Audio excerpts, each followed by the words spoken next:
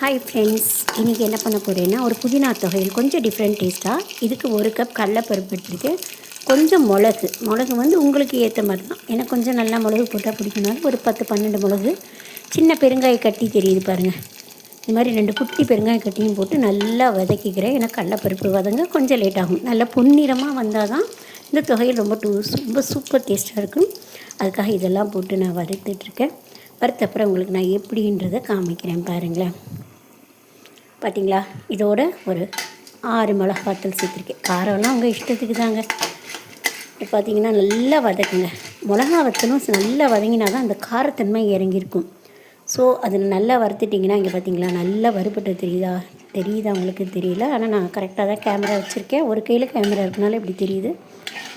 நல்லா வறுபட்டுருக்கு பாருங்கள். இந்த மாதிரி கோல்டன் ப்ரௌன் கலரில் வந்தோடனே இதில் கொஞ்சமாக புளி, சின்ன அரை நெல்லிக்காய் சைஸ் சொல்கிறோம்ல, குட்டி நெல்லிக்காய் சைஸ், அதையும் போட்டு இதையும் ஒரு வறுத்துட்டு ஒரே ஒரு 2 பரட்டிட்டு அடுப்பு ஆஃப் பண்ணிடலாம்.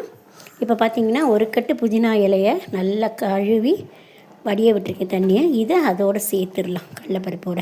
சரிங்களா, அடுப்பை வந்து மீடியம் நல்லா சிம்மில் வச்சுட்டு 2-3 பெரட்டு, அந்த வந்து ரொம்ப வதக்க வேணாங்க. இந்த இலையெல்லாம் கொஞ்சம் சுருங்கின மாதிரி தெரியுதா, அந்தளவு வதக்கினா போதும். இது வதக்கிட்டு இப்போ நான் அடுப்பை ஆஃப் பண்ணிடுறேன். இது ஆறட்டும். இதில் ஒரு சின்ன டிப்ஸு, கொஞ்சோண்டு மஞ்சள் பொடி பென்ஸ், ஒரு 2-3 பிஞ்சுன்னு வச்சுக்கோங்களேன். அந்த 2-3 பிஞ்சு மஞ்சள் பொடியை இதோடு சேர்த்துட்டு ஒரு 2 பெரட்டிட்டு அடுப்பை ஆஃப் பண்ணிவிடுங்க. இது நல்லா ஆறட்டும். இப்போ கொஞ்சம் தேங்காய் துருவல் எடுத்துருக்கேன். கொஞ்சம் சின்ன சின்ன தேங்காயை பீஸ் பண்ணி மிக்சியில் பவுட்ரு பண்ணியிருக்கேன். அந்த தேங்காய், நமக்கு தேங்காய் கொஞ்சம் நல்லா போட்டால் நல்லா தான் இருக்கும்.